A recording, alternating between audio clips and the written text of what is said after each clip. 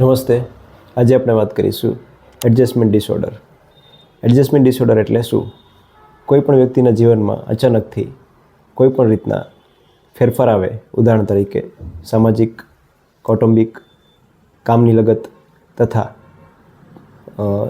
Relationship લગત કંઈ પણ changes આવે અને ત્યારબાદ તેના જીવનમાં જે માનસિક લક્ષણો જોવા મળે તો તે એડજસ્ટમેન્ટ ડિસઓર્ડરના કારણે કહી શકાય. ઉદાહરણ તરીકે કોઈ વ્યક્તિને અચાનકથી તેના કોઈ ચાહીતું છે, તેના કૌટુંબિક મેમ્બર છે, તેનાથી તે અલગ થઈ જાય.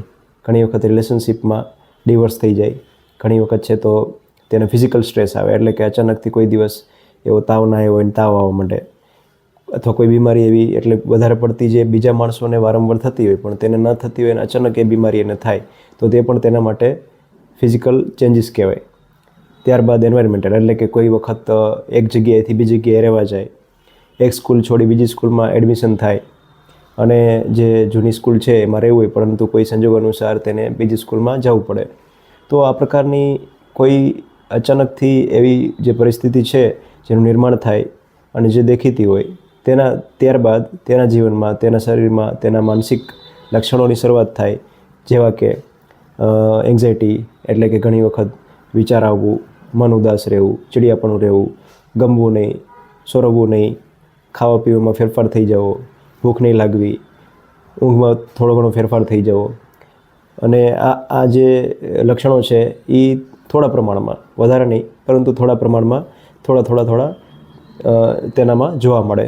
અને જેમ જેમ સમય વીતતો જાય તેમ તેમ તે પરિસ્થિતિને એ અનુકૂળ આવી અને એને ભૂલી અને પોતાના નવા સમયમાં એ ભળી જાય. એટલે આ બધા લક્ષણો છે એ ચાલ્યા જાય અને તેઓ પોતાની નવી પરિસ્થિતિમાં એડજસ્ટ થઈ અને જીવન જીવવા લાગે.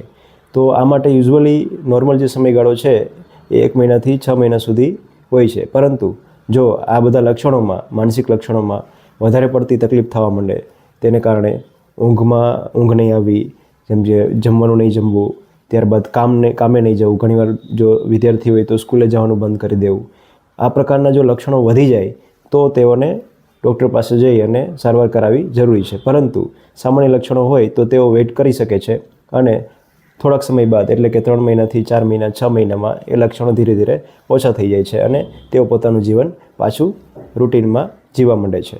તો આ પ્રકારના જે લક્ષણો જોવા મળે તો તમારે ઓળખવું કે આ એક પ્રકારનો એડજસ્ટમેન્ટ પ્રોબ્લેમને કારણે હોઈ શકે.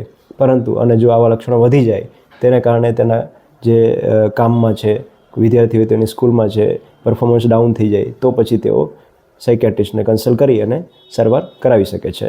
ધન્યવાદ.